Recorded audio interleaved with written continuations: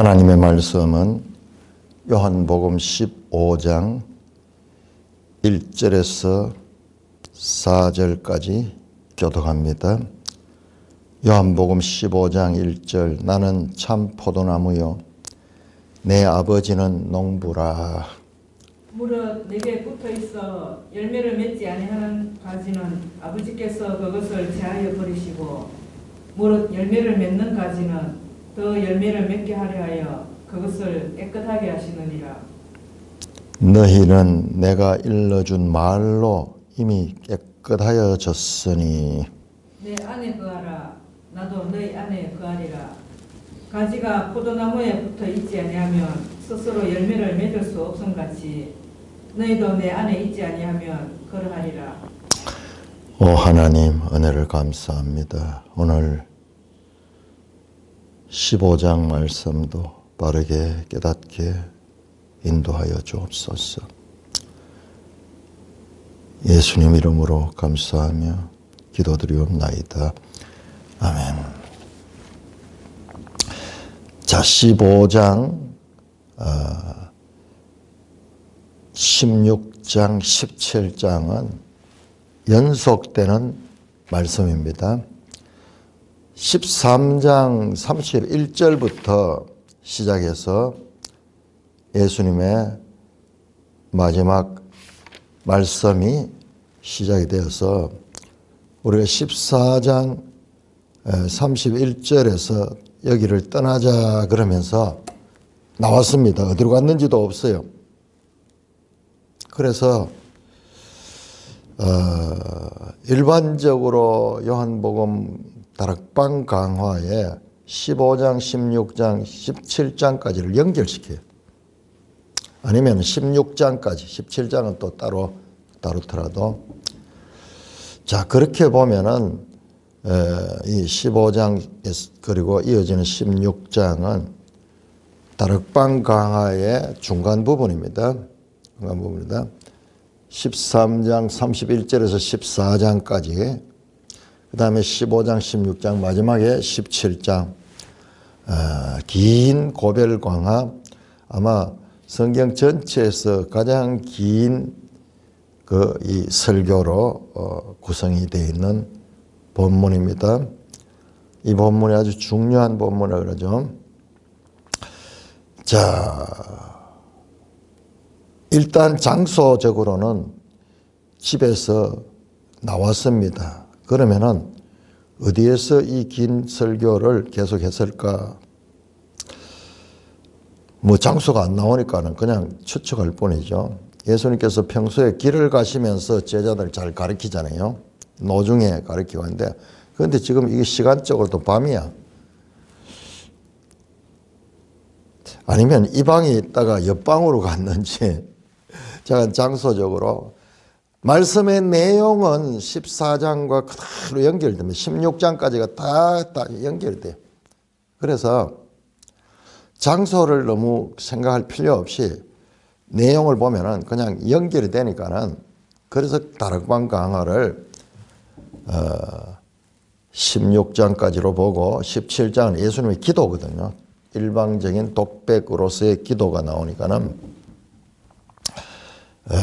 그렇게 연속적으로 보면 내용이 똑같아요. 앞에 나온 내용하고 똑같습니다. 좀 차이점이 먼저 나오는 이 포도나무 비유로 말씀하시는 이 부분도 알고 보면 뭡니까? 포도나무와 가지의 관계, 서로 어떻게 보면 상호 연결되어 있는 거죠. 지금까지 전부 그 이야기잖아요. 아버지와 내가 상호 내주하고 상호 연결되어 있고, 그 다음에 이 제자들과 예수님이 상호 연결되어 있고, 이런 관계잖아요. 그러니까 포도나무에 가지가 서로 연결되어 있잖아요. 그래서 나무의 생명이 가지로 연결이 되죠. 연결이 되면서 그걸 안에 내용을 보면은 다시 상호 내주에 관한 관계입니다. 그런데 이번에는 아버지와 아들의 관계와 관계는 이미 계속 말씀해 왔고, 이제 제자들도 그 나무의 가지로서 연결된다고 말씀하는 본문입니다. 나는 참 포도나무요. 여기가 에고 에이미가 나옵니다. 에고 에이미. 나는 참 포도나무다. 참 포도나무. 참 포도나무. 그냥 포도나무가 아니고 참 포도나무. 엠펠러스. 포도나무가 엠펠로스고 해 알레테이네. 알레테이네. 진리. 참. 그러니까 지금 이 말씀은 구약에서 이스라엘 백성들을 포도원에 많이 비유를 합니다. 이사야 5장 1절 7절도 보면은 포도원에 극상품 포도를 심었는데 덜 포도를 맺었다 그러면서 책망하는 내용이 나오죠. 시편 80편에도 에레미야 2장 21절에도 포도나무 비유를 합니다. 근데 나는 참 포도나무라. 이 구약의 이스라엘 백성을 비유한 그것은 하나의 비유고 내가 참으로 포도나무다. 그냥 보통 포도나무가 아니고 참 생명을 주는 포도나무라. 내 포도를 먹으면 그것이 생명, 영원한 생명으로 간다. 앞에 나왔던 내가 생명의 떡이다. 좀 먹는 거잖아요. 그와 같은 알레고리적인 그와 같은 해석입니다. 내 아버지는 농부라. 그러면은 제자들에게 지금 하는 말이죠. 제자들을 비롯해서 장차 오는 교회에 대해서 하는 말인데 결론적으로 보면 4절에 보면은 5절에 보면은 너희는 가지예요. 가지가 나옵니다. 그래서 지금 아들과 아버지 그리고 제자들 이와 같은 관계를 지금 설명하고 있는 말씀입니다. 2절입니다. 무릇 내게 붙어 있어 열매를 맺지 아니하는 가지는 아버지께서 그것을 제거해 버리시고 무릇 열매를 맺는 가지는 더 열매를 맺게 하려고 그것을 깨끗하게 하시느니라. 가지라는 게 헬라어로 크레마. 그래서 크레마티스 하는 꽃이 있는데 거기 보니까는 그 가지가 막 벌어나가지고 막 이렇게 칭칭 감기는 그걸 크레마티스라고 하는데 그게 그냥 헬라어로 크레마. 열매, 카르포스. 자, 포도나무를 농부가 키우는 이유는 결국 포도 열매를 맺기 위한 거잖아요. 그런데 열매를 맺지 아니하는 가지는 아버지께서 그것을 전지한다 그러죠. 가지를 잘라버려요. 농부가 포도원에 특별히 포도나무 가지는 상상을 못하죠. 그냥 내버려 두면은 시골에 포도밭에 그 농부가 무슨 다쳤는지 돌아가셨는지 내버려둔 그 포도밭을 지나가면서 본 적이 있는데 와 짱구하니들 수백 그루의 나무가 있는데 그 가지를 전지를 안 해주니까는 이 칭칭 만져가지고 머리카락처럼 온 밭이 머리카락처럼 서로 이 가지가 얼마나 길게 자라는지 그렇게 포도나무 하나만 키워도 이 가지가 놔두면 상할 수 엄청나게 자라는 거죠. 그러니 농부가 하는 일은 전지 작업이 중요한 겁니다. 그리고 못난 가지는 제거하고 열매를 맺는 가지는 열매를 더 맺게 하기 위하여 그것을 깨끗하게 한다. 깨끗하게 한다. 무슨 말이야? 황소독 하는 거죠. 황소독. 그거 하는 건가? 실제로 그 포도나무 껍질은 보면은 이렇게 얇고 그 다음에 껍질이 막 붙어 있어 안 떨어져. 그럼 그 속에 벌레들이 자라는 거예요. 그래서 황소독하는 그 유황을 가지고 소독하는데 독한 거로 막 그 안에까지 들어갈 수 있도록 그렇게 막 완전히 나무를 적시는 소독을 하는데 그 이야기를 하는가? 그게 아니에요. 그냥 전지하고 포도 일상 농사는 그거 같이 생각할 수 있는데 뭐 그렇게 또 볼 수도 있겠죠. 깨끗하게 해야지 나중에 열매를 맺으니까. 여기서 깨끗하다는 카타이로 하는 게 이게 뭐냐 그러면요. 13장에서 예수님께서 제자들 발을 씻어줬잖아요. 발을 씻을 때 이미 목욕한 자는 발밖에 씻을 필요가 없다 했던 그래서 깨끗하게 되었다. 카타로이. 지금 포도나무 농사 이야기하는 게 아니고 제자들에 관한 지금 말씀이거든요. 그래서 깨끗하게 했다. 어떻게 깨끗하게 했느냐? 3절에 보면 내가 일러준 말로 이미 깨끗해졌다. 언제 이런 말을 하셨을까요? 한번 찾아볼까요? 13장 10절에서 말씀하세요. 예수께서 이르시되 이미 목욕한 자는 발밖에 씻을 필요가 없느니라.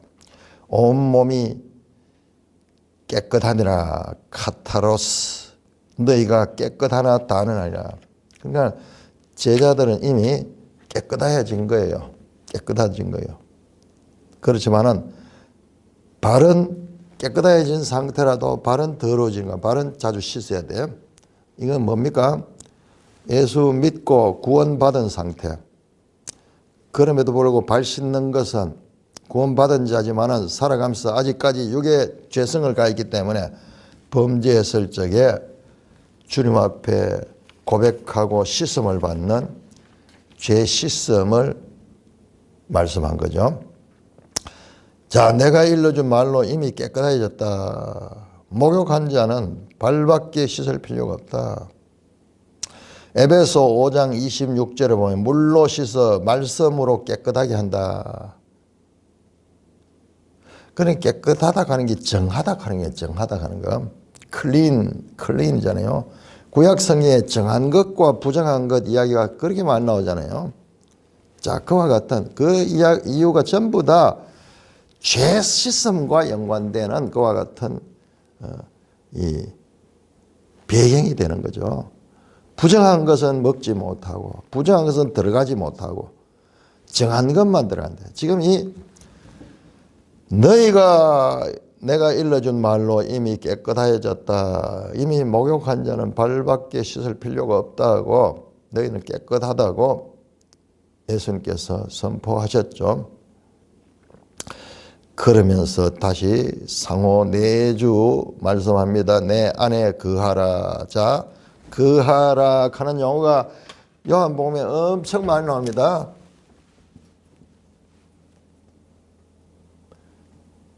메노, 거하다.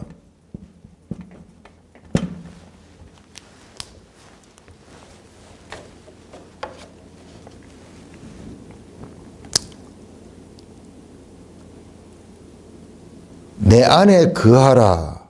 그러면은 나도 너희 안에 거하리라. 자, 상호 내주죠.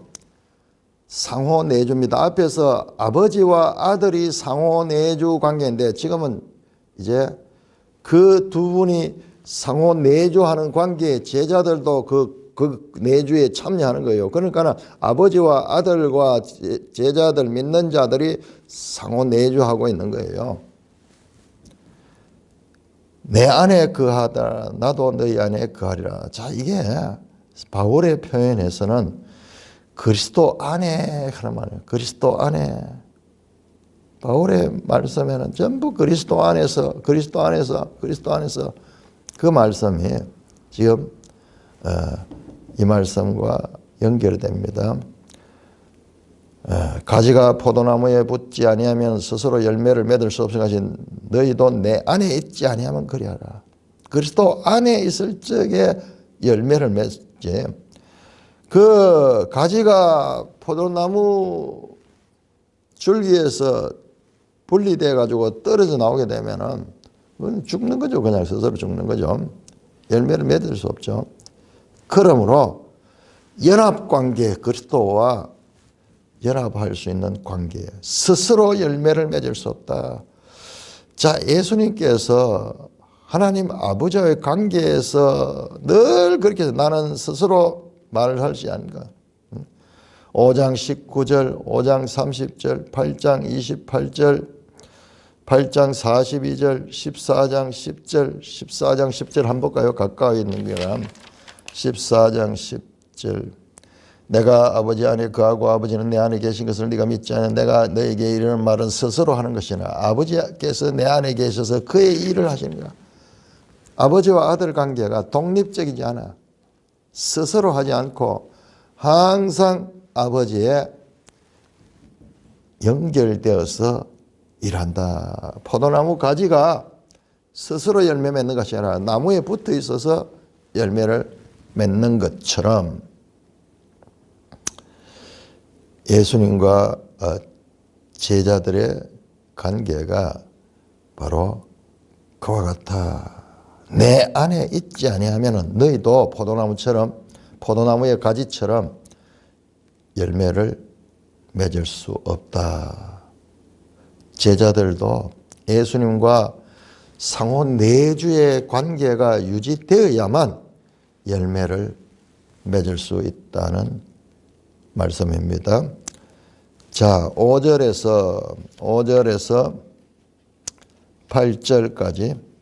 8절까지 교독합니다.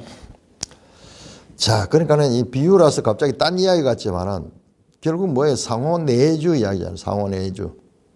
앞에서 계속 이야기하잖아요. 아들과 아버지의 상호 내주 관계.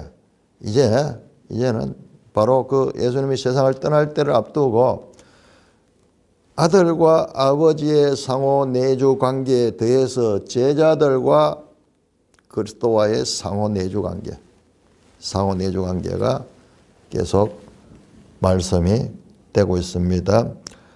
5절 나는 포도나무요 너희는 가지라. 그가 내 안에 내가 그 안에 거하면 사람이 열매를 많이 맺나니 나를 떠나서는 너희가 아무것도 할 수 없음이라. 사람이 내 안에 거하지 아니하면 가지처럼 밖에 버려져 마르나니 사람이 그것을 모아다가 불에 던져 사르느니라. 너희가 내 안에 거하고 내 말이 너희 안에 거하면 무엇이든지 원하는 대로 구하라. 그리하면 이루리라. 너희가 열매를 많이 맺으면 내 아버지께서 영광을 받을 것이요 너희는 내 제자가 되리라. 자, 지금 나오는 5절에서 8절까지 말씀도 전부 예수님과 제자들 간의 상호 내주에 관해서 말씀합니다. 상호 내주. 그하지 아니하면 그하면 7절에도 그하고 그하다 많이 나오죠. 이게 내주하는 그러니까 요한복음의 핵심 메시지 가운데 하나가 이 매너예요. 매너. 그하다.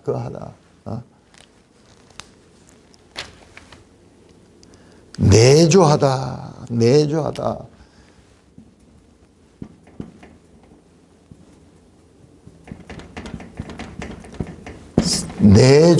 내주하는 거. 우리 속에. 근데 이제 그 세상에 많은 종교들의 이 하나님이 내 속에 들어오시는 신적인 내주가 있습니다. 가르침이 있습니다. 우리 이 무당 종교 같은 데 보면은 입신한다 그러죠. 신이 들어오잖아요. 신 받았다 그러죠. 신 받았다.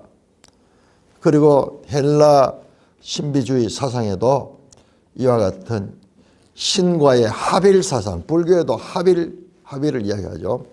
그런 사상들이 있습니다.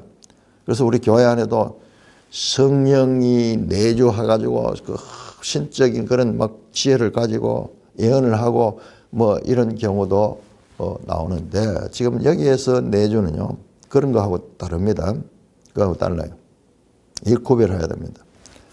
그러니까는 형식상으로 비슷한 것 같지만은 이 내주하지만은 완전히 다릅니다. 어떻게 다른가 보세요. 자, 포도나무가 가지 상호 내주 이야기죠. 그 다음에 6절에 사람이 내 안에 거하지 않으면 가지처럼 버려져 마르니 사람들이 그것을 뭐 불에 던진다. 그 이야기죠. 전부 내주에 관한 이야기죠. 그 다음에 7절에 보세요. 너희가 내 안에 거하고 내 말이 너희 안에 거하면 무엇이든지 원한 대로 구하라. 그리함이니라. 자, 여기는 그리스도 안에 거하고 그 다음에 내가 너희 안에 거하는 것이 아니라 내 말이 너희 안에 거한다. 여기서 레마타모우, 레마타모우. 여기 레막 하는 말, 레마. 근데 레마의 복수형입니다. 복수형. 이것은 그리스도 안에 거한다는 것은 그리스도의 말씀 안에 거하는 것인 것을 알 수 있다. 그리스도 안에 거한다는 것과 지금 내 말이 너희 안에 거한다는 것이 같은 뜻이에요. 같은 뜻. 지금 바로 나오잖아요. 앞에서 계속 이야기했잖아요. 그리고 이게 복수로 돼 있어. 말씀 안에 거한다는 거. 레마 하면 단수인데 자, 이게 내 말이 너희 안에 거한다라는 구약적 배경을 보면요. 이게 바로 새언약이 새언약. 에레미야 31장 31절 내가 새 언약을 맺으라. 새 언약은 너희가 옛날 맺은 그 언약과 다른 건데 새 언약은 뭐냐? 33절에 나의 법을 그들 속에 두며 마음에 기록한다. 나의 법이 뭐예요? 법이 하나님의 말씀이잖아요. 하나님의 말씀이 너희 안에 그하고 그 마음에 기록하듯이 그 말씀이 그 속에 내주하면은 나는 너희 하나님이 되고 너희는 내 백성이다.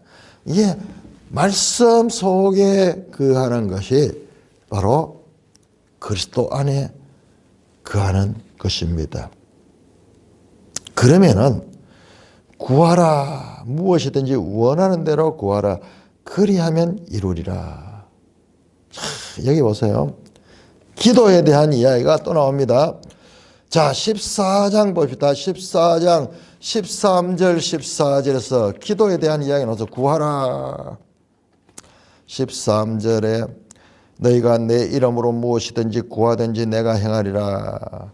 그 다음에 14절도 14장 14절 내 이름으로 무엇이든지 내게 구하면 내가 행하리라. 상호 내주 관계에서 주님께 구하는 그래야만 이루어질 것이다 말씀했는데 여기 또 같은 말씀이에요.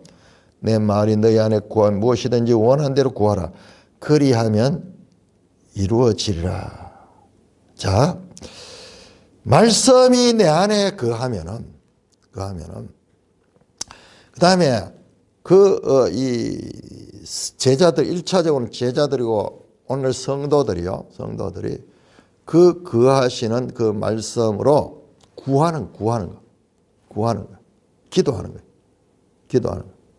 기도하면은 그 기도가 이루어진다. 기도 응답에 대한 약속을 하십니다. 그러니까 내주하는 자는 그 하나님 말씀이 내주하고 그 말씀으로 기도하는 그 예수의 이름으로 기도하는 것. 그것이 내주하며 교제하는 것과 같은 상태를 가리키고 있습니다. 너희가 열매를 마지막 8절입니다. 내 아버지께서 영광을 받으시죠. 너희는 내 자녀. 열매를 많이 맺으면 열매가 무엇일까? 자, 열매에 대해서는 계속 뒤에 나오기 때문에 자, 열매를 많이 맺으면 아버지께서 영광을 받으시죠. 너희가 내 제자가 되리라. 지금 이 제자들이잖아요. 11 제자잖아요. 그런데 다시 제자가 된다는 건 좀 이상하죠. 제자다운 제자, 합당한 제자, 합당한 제자가 된다. 이와 같은 상호 내주 관계가 이루어질 적에 열매를 많이 맺게 될 것이고 그 합당한 제자가 된다. 자, 8절에서 12절까지 사실상 요게 우리 매일 성경 요 8절까지를 앞에 나눴는데 또 그 달랑 나누기 어려워요. 자, 8절 다시 하면서 12절까지 한번 교독해 보겠습니다. 지금 열매 맺는 것이 무엇인가? 너희가 열매를 많이 맺으면 8절입니다. 내 아버지께서 영광을 받으실 것이요 너희는 내 제자가 되리라. 아버지께서 나를 사랑하신 것 같이 나도 너희를 사랑하였으니 나의 사랑 안에 거하라. 내가 아버지의 계명을 지켜 그의 사랑 안에 거하는 것 같이 너희도 내 계명을 지키면 내 사랑 안에 거하리라. 내가 이것을 너희에게 이르면 내 기쁨이 너희 안에 있어 너희 기쁨을 충만하게 하려 함이라. 내 계명은 곧 내가 너희를 사랑같이 너희도 서로 사랑하라 하는 이것이니라. 자, 여기까지. 자, 지금 여기는 그리스도 안에 거하는 것은 또한 그의 사랑 안에 거하는 것이다. 9절에 아버지께서 나를 사랑같이 나도 너희를 사랑했으니 나의 사랑 안에 거하라. 내가 너희를 사랑같이 너희도 서로 사랑하라. 이게 13장 34절 35절 세 계명이잖아요. 세 계명. 그런데 거기에는 내가 너희를 사랑한 것이 되는데 아버지께서 나를 사랑한 것 같이 나도 너희를 산다. 거기보다 더 근원을 지금 아버지의 사랑을 받은 아들, 그 아들이 제자들을 사랑하는 그러니까 사랑의 공동체. 내가 아버지의 계명을 지켜 그의 사랑 안에 거하는 같이 너희도 내 계명을 지키면 내 사랑 안에 거하리라. 아버지의 계명이 무엇이냐? 아버지의 계명이 먼저 하나님을 사랑하고 네 이웃을 내 몸과 같이 사랑하라. 이것이 율법과 선지자 구약성경 전체에 짜내면은 하나님 사랑과 이웃 사랑으로 예수님께서 정리했죠. 그렇듯이 그의 사랑 안에 내가 거하는 같이 너희도 내 계명을 지키면은 내 사랑이라. 자, 너희가 내 계명, 예수님의 계명은 세 계명이에요. 세 계명. 세 계명 뭡니까? 서로 사랑하면은 내 사랑 안에 거하리라. 아버지의 아들의 사랑, 아들이 제자들의 사랑, 그 서로 사랑 안에서 상호 내주하는 이와 같은 사랑의 관계가 됩니다. 자, 이 말씀은 14장에서 이미 나온 말씀이에요. 14장에서 이미 나왔습니다. 자, 12절에 내 계명은 내가 내가 너희를 사랑한 것 같이 너희도 서로 사랑하라. 이 말은 예수님의 계명은 이겁니다. 내가 너희를 사랑같이 너희도 서로. 이 13장 34절 35절 그대로 지금 말씀하는 거잖아요. 여기서 나의 계명은 세 계명을 가리켜 세 계명 서로 사랑하는 것. 이야, 예수님께서 열매를 맺는 것이 뭐냐? 그러면 열매를 맺는 것이 이와 같은 서로 공동체 제자들 간에 서로 사랑의 관계가 깊어지는 것이 열매는 거예요. 전도를 해가지고 뭐 많은 사람을 교회에 데려오고 그게 아니에요. 이 열매가 우리는 열매 가면은 뭐 그것만 생각하는데 그게 아니에요. 서로 사랑의 공동체를 이루는 것입니다. 자, 이 사랑을 하고 싶지만은 사랑이 안 되잖아요. 사랑이 안 되잖아요. 부부간에도 사랑해야 된다는 말씀을 듣고 그날 부부싸움을 대판하면서 서로 막 욕을 하고 그렇게 하는 사랑의 능력이 없는 그런 인생들이 참으로 어떻게 서로 사랑할 수 있어요? 성도들끼리도 어떻게 서로 사랑할 수 있어요?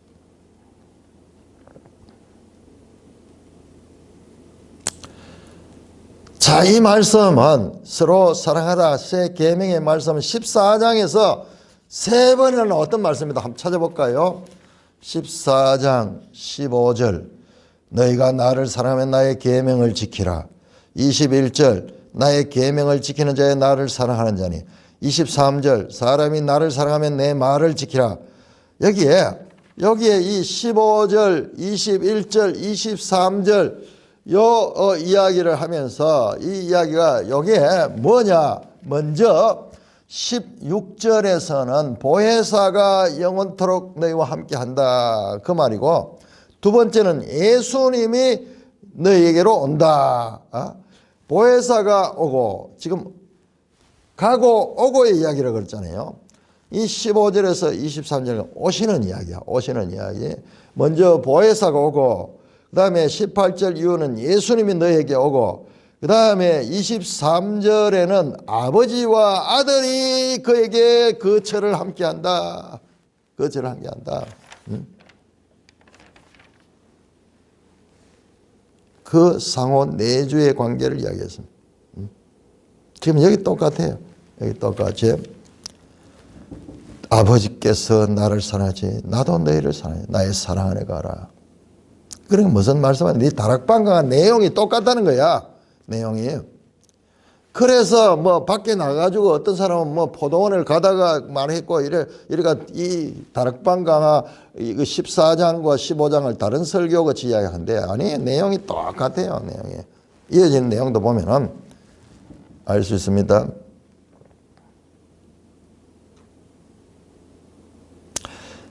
자, 내가 이것을 너에게 이름은 자 서로 사랑하라 그랬는데 이 말을 너에게 말하는 것은 내 기쁨이 너희 안에서 너희 기쁨을 충만하게 하는 것이라.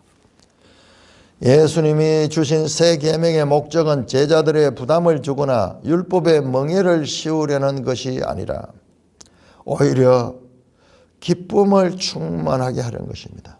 내 기쁨, 즉 주님의 기쁨이 너희의 기쁨이 되게 하려, 제자들 안에 제자들의 기쁨이 되게 하려고 이것을 명령한다는 거예요. 이것을 명령한다.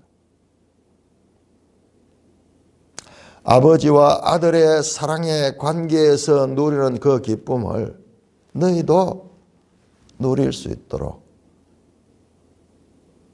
내가 이 명령을 하는 거야. 새 계명은 너희로 기쁨이 충만하게 하는 것이다. 그렇게 말씀을 하고 있습니다. 자, 13절에서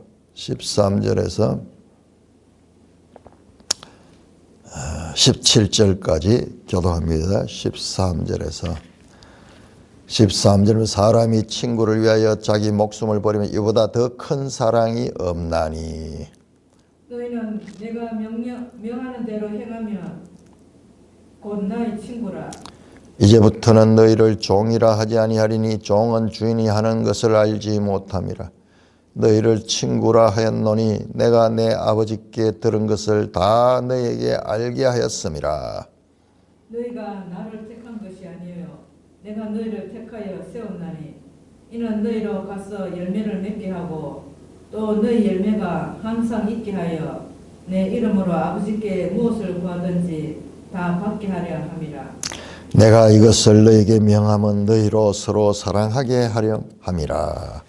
자, 결론적으로 다시 또 새 계명에 서로 사랑. 너희로 서로 사랑하라. 그러니까 이게 자연스럽게 되지 않기 때문에 계속 반복적으로 말씀하는 것입니다. 반복적으로 말씀합니다. 자, 왜 서로 사랑해야 되는가? 그 이유를 설명합니다. 자, 13절에 보면은 사람이 친구를 위하여 자기 목숨을 버리는 이보다 더 큰 사랑이 없다. 자, 큰 사랑이 나오죠. 큰 사랑. 가장 큰 사랑이 뭐냐? 사람이 친구를 위하여 자기 목숨을 버릴 수 있는. 이 말은요, 예수님이 자기 목숨을 친구를 위하여 버릴 것에 대한 암시적인 말씀입니다. 10장 11절에서 선한 목자는 양들을 위하여 목숨을 버린다. 그렇게 말씀하셨듯이 지금 그예요. 그러면서 친구가 누구냐? 14절에 내가 명하는 대로 행하면 곧 나의 친구라. 여기서 명하는 게 뭐예요? 그냥 막연한 게 아니고 서로 사랑하는 이와 같은 새 계명. 여기 이 명하다 하는 말이 계명이라는 말이 엔톨레거든요. 요거는 그것의 동사형이에요. 엔틀로마이. 지금 계속 같은 이야기예요. 엔틀로마이. 내가 명령한 것, 서로 사랑하면 새 계명을 지키면은 너희가 나의 친구가 된다. 필로이, 필로이, 친구가 된다. 지금 왜 지금 갑자기 제자들을 예수님의 친구로, 예수님의 친구, 예수님은 하나님이시죠. 죄인들이, 피조물이 창조주 하나님의 친구로 이렇게 존귀해집니다. 친구는 친근한 자, 친밀한 교제, 동등한 지위에서 친구가 되는 거죠. 자, 너희가 나의 친구라. 그러면은 11절에 친구를 위하여 자기 목숨을 버리는 것이 바로 예수님의 큰 사랑이다. 그러니까는 더 큰 사랑은 없다. 그것이 최고의 큰 사랑이다. 그런데 그 큰 사랑의 이 관계로 그 친구로 예수님께서 자기 목숨을 버릴 수 있는, 목자가 양들을 위하여 목숨을 버릴 수 있는 그 사랑의 대상이 너희다. 그러면서 더 설명합니다. 15절에 이제부터는 너희를 종이라 하지 아니하니 종은 주인이 하는 것을 알지 못함이라. 너희를 친구라 하였노니 내가 내 아버지께 들은 것을 다 너희에게 알리라. 자, 여기에서 예수님께서 종이 아니라 친구라는 거예요. 이건 1세기 이 당시에 그 시대 배경에서 종이 많았기 때문에 이건 아주 일상적인 표현이에요. 친구다. 이 말은 가슴에 확 와닿는 이야기예요. 우리 조선시대에 양반 상놈 있어서 종이 얼마나 많은지 몰라. 인구의 30%가 뭐 종이라고 하는 그런 이야기도 있어요. 그런데 양반이 그 종에게 내 친구다. 그것만 해도 천지개벽할 일인데 지금 하나님이 이 종을 끌어올려가지고 친구로 대등한 그런 관계로 지금 말씀합니다. 왜 친구가 되었느냐? 종은 시키는 대로 그냥 해. 이해를 못해. 그냥 주인이 어떤 생각을 가는지 시키는. 이리 가라 하면 이리 가고 저리 가면 저리 가고 그 주인이 하는 일을 알지 못하고 단지 명령에 도구적으로 순종할 뿐이야. 너희가 내 친구가 되는 이유는 내가 아버지께 들은 것을 다 너희에게 알게 하였다. 예수님께서 하는 것은 그냥 스스로 하는 말이 아니고 아버지께 보고 들은 것. 어제 그 8장 이야기 나오듯이 아버지께 배운 것, 가르침을 받은 것을 그렇게 전해서 그래서 너희는 그냥 알지 못하고 시키는 대로 하는 그런 종이 아니라 다 알게 되어 있기 때문에 바로 친구다. 친구다. 내 교훈은 내 것이 아니요 나를 보내신 이의 것이다. 내가 말하는 것은 아버지께 들은 것을 말하는 것이다. 그 말씀을 계속하고 앞에서 계속 이야기했죠. 그렇기 때문에 너희도 내가 아버지께 들은 것을 통해서 그 아들로서 너희를 가르쳤는데 그러면 너희도 너희에게 내가 다 알게 했다. 알게 했다. 그러므로 친구 관계다. 친구 관계가 된다. 그렇지만은 친구 관계고 대등한 관계지만은 16절에 너희가 나를 택하여 내가 너희를 택하여 세웠다. 친구로 되는 것은 나의 선택으로 인한 것이다. 전적인 내가 주권적 선택으로 된 것이 너희가 나를 선택한 것이 아니다. 그 이유는 너희로 가서 열매를 맺게 하고 또 너희 열매가 항상 있게 하여 내 이름으로 아버지께 무엇이든지 구하는지 다 받게 하림이라. 그를 친구로 세운 이유가 열매를 맺게 하는 것이고 열매를 맺게 하고 또 항상 있게 하여 내 이름으로 아버지께 무엇이든지 구하든지 다 받게 하려 함이라.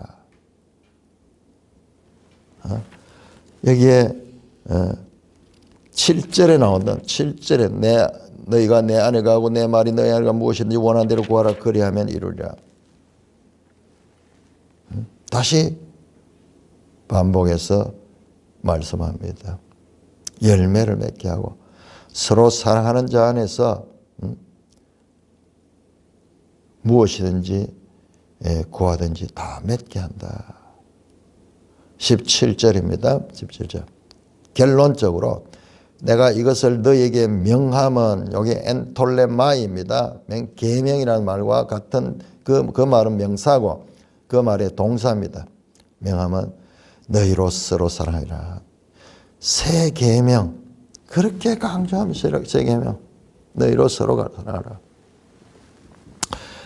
새 계명 즉 서로 사랑 즉 형제 사랑을 강조하시면 지금까지 왜 이렇게 강조했는가 이제 이유가 이어서 나오게 됩니다.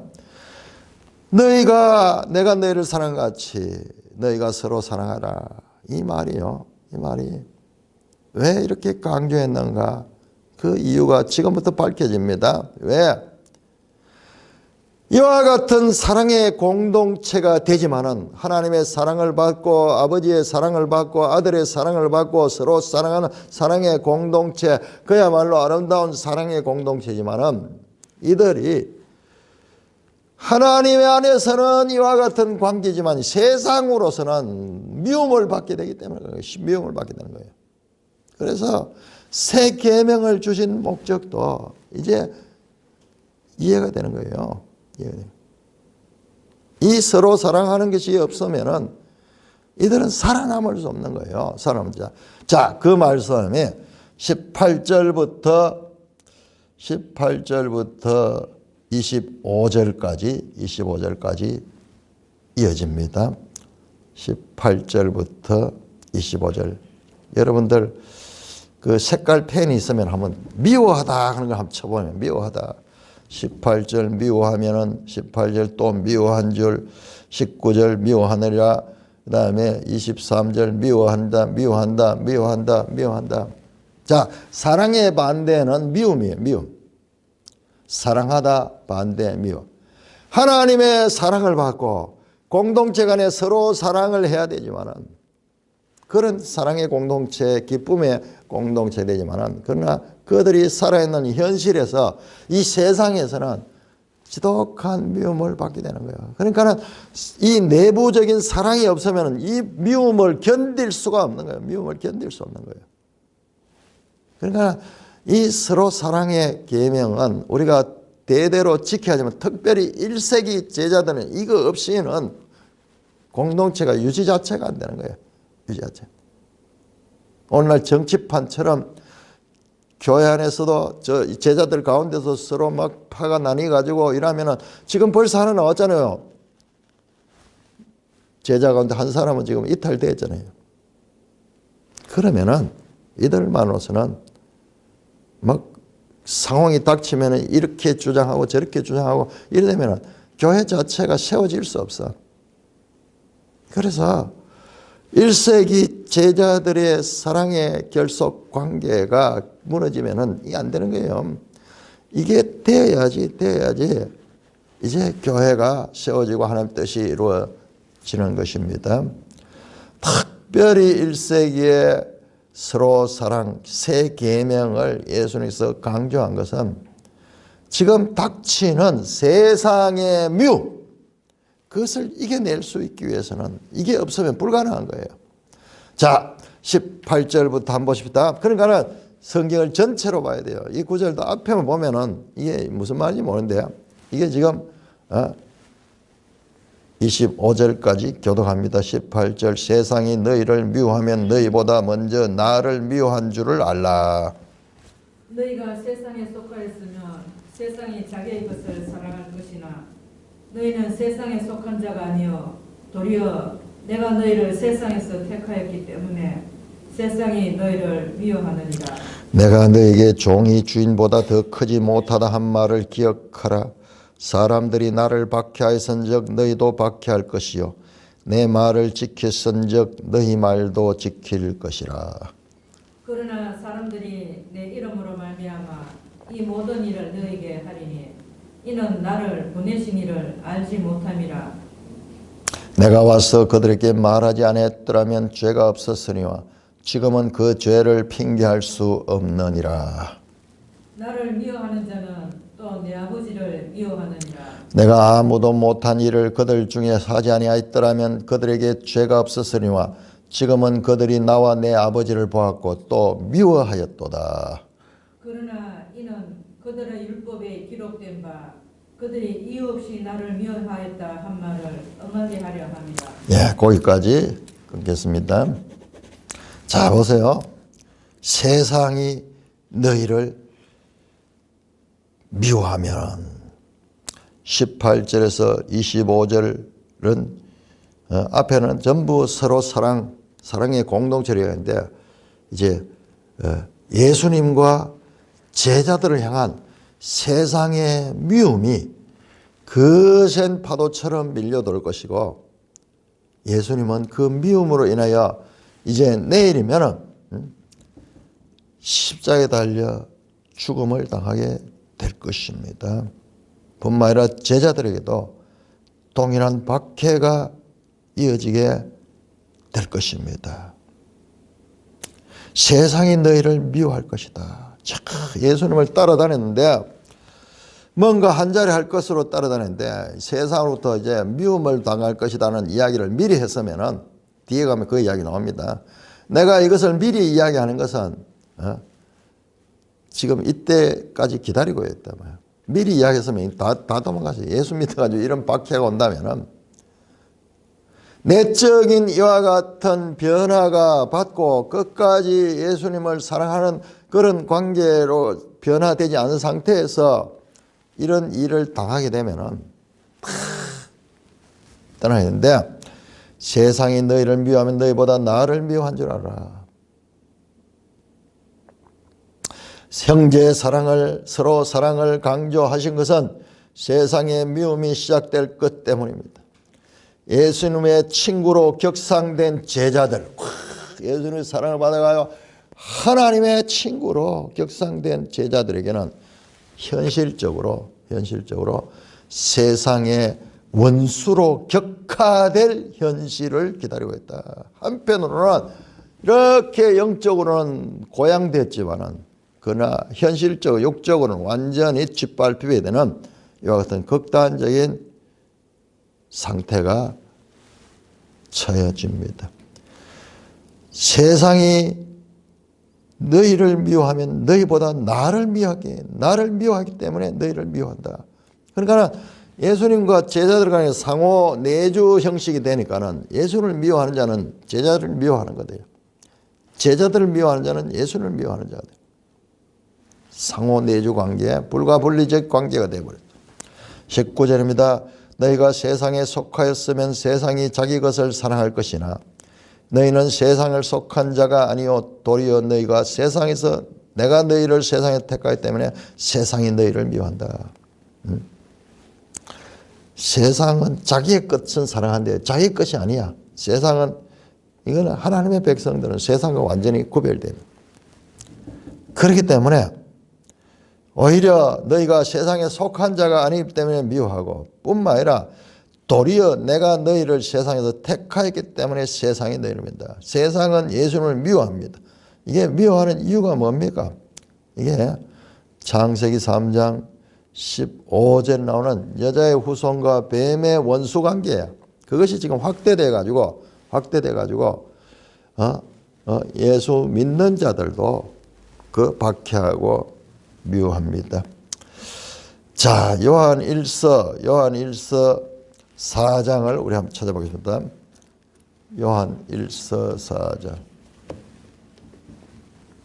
자, 요한 1서가 특별히 이 다락방 강화에 이 다락방 강화에 해설 같은 그런 내용이 이 요한 1서입니다. 요한 1서 4장 4장 4절에서 6절. 자, 보세요. 지금 예수님이 하신 말씀을 풀어서 요한이 설명합니다.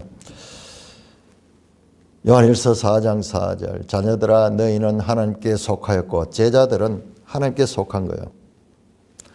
또 그들을 이겼나니.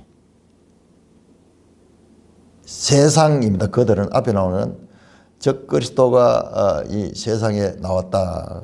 그게요. 그들 가는 건 세상입니다. 세상. 너희 안에 계신 이가 세상에 있는 자보다 크심이라. 자, 너희 이 제자들은 그리고 교회는 하나님께 속한 자예요. 자, 8절 보세요. 그들은 5절에 요한일서 4장 5절에 그들은 세상에 속한 고로 세상에 속한 말이니 세상이 그들의 말을 듣느냐. 그러니까 세상에 속한 자와 하나님께 속한 자가 명확하게 구분되잖아요. 다시 6절에 말합니다. 우리는 하나님께 속았다. 하나님께 속았다. 그러면서 진리의 영과 미혹의 영으로 알 수 있다. 7절도 보세요. 우리는 하나님께 속했다. 우리가 서로 사랑하자. 사랑은 하나님께 속한 거지. 지금 이게 서로 사랑하자 세 계명이잖아요. 요한 1서는 특별히 이 세 계명의 해석서예요. 세 계명의 해석. 자, 5장 한번 볼까요? 5장 18절. 하나님께로부터 난 자. 19절에 보니까는 또 우리는 하나님께 속하고 온 세상은 악한 자 안에 처한 것이다. 자, 세상에 속한 자들이 있고 하나님께 속한 자인데 세상에 속한 자는 악한 자 안에 처한 자. 그러니까 결국 뭡니까? 사단의 이 세상 임금의 지배를 받는 자들이다 하는 것입니다. 자, 여기에서 이 세상 부분을 이 말씀하기 위해서는 우리가 어제 14장 끝부분을 남겨놓고 갔습니다. 자, 30절 14장 30절 보시면은 14장 30절 이후에 내가 너희와 말을 많이 하냐 해서 이 세상 임금이 오겠으나 그러나 그는 내게 관계할 게 없다. 세상 임금이 지배하는 이 세상 임금이 지배하는 것이 이 세상인 거예요. 그러니까 지금 이 세상이 예수님을 미워하는 것, 제자들을 미워하는 것, 죽이고자 하는 것, 이 모든 것들은 이 세상 통치자가 그들을 지배하고 있기 때문에 그런 것입니다. 그런 것입니다. 그러니 요한복음에서 또 가장 많이 나오는 단어 중에 하나가 세상이 세상, 코스모스, 세상, 메노, 한 10개의 단어가 있어요. 다른 데는 거의 나오지 않는 그런 집중적으로 요한복음에 나오는 그와 같은 단어입니다. 그러므로 이 세상이 예수를 미워하고 제자들을 미워하는 것은 바로 이 세상 임금. 그래서 요한 1서 5장 19절에서 악한 자 안에 있는 자들이다. 이 두 그룹 사이에 피할 수 없는 갈등, 이것이 당연한 것이요. 이게 바로 하나님의 구원 역사의 기본 설계 속에 이렇게 돼 있었어요. 여자의 후손과 뱀의 원수관계, 또한 여자의 후손들의 그 후손들과 뱀의 후손들 간에 서로 대적관계가 있기 때문에 이 둘은 태생적으로 원수관계, 대적관계, 으르렁거리는 짐승들 가운데도 그런 관계 있죠. 무슨 관계라 그럽니까? 서로 무슨 관계는 닭과 이 개와의 관계가 그러더니 만나면은 으르렁거리는 본능적으로 으르렁거리는 그런 배경이 있기 때문에 이와 같은 영적 배경이 있기 때문에 현실에서 그것이 나타나는 거다. 자, 이 부분은 18절부터는 우리가 다음 시간에 하도록 하겠습니다.